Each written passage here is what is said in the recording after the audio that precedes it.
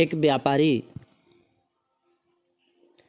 धन धान्य से संपन्न था, लेकिन उसके चित्त में अशांति थी, शांति नहीं थी।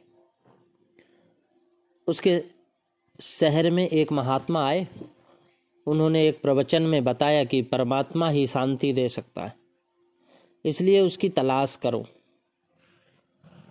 व्यापारी एक दिन परमात्मा की तलाश में निकल पड़ा।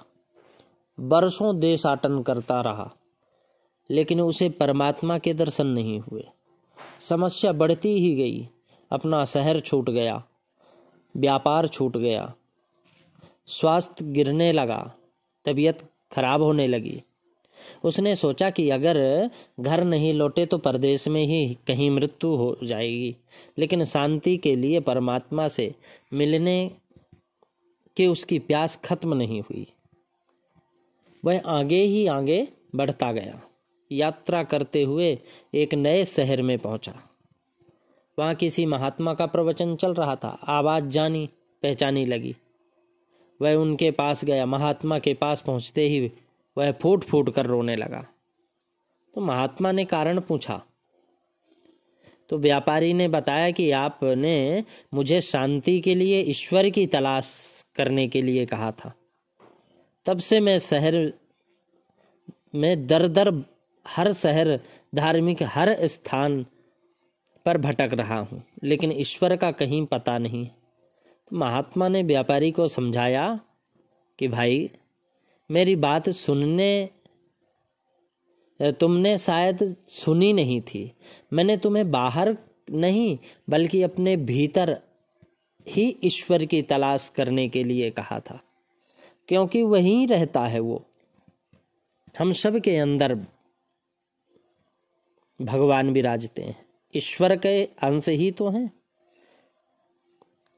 तुम लौट जाओ और अपने अंदर ही तुम ईश्वर की तलाश करो। तुम्हें भगवान अवश्य मिलेंगे। तुम एक बार ढूंढो तो सही। लालच का अंत। पुरोहित कपिल 2 सोने की मोहरें पाने के लिए राजा को आशीर्वाद देने गए। राजा ने कहा, जितना चाहिए मांग लो। कपिल के मन में लोभ आया। वो बोले, राजन सोच कर बताता हूँ। कपिल सोचने लगे, 2 सोने की मोहरे से क्या होगा, 4 मांग लूं।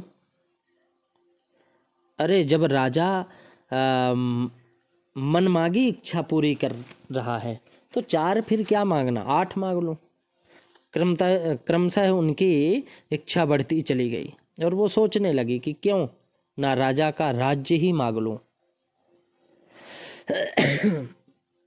पर थोड़ी दूर चलने के बाद उन्हें झटका लगा। अरे, यह क्या, मैं 2 सोने की मोहरें मांगने आया था और अपने लोभ में राजा का राज्य ही मांगने चल पड़ा। धिक्कार है ऐसी मेरी आत्मा को। असल में पुरोहित को समझ में आ गया कि ज्यों-ज्यों लोभ बढ़ता है त्यों-त्यों लोभ बढ़ता है, त्यों-त्यों लोभ बढ़ता है। यही लोभ अनर्थ का मूल है। इस सत्य को समझने के साथ ही वे लालच की मानसिकता से ऊपर उठ गए और उन्होंने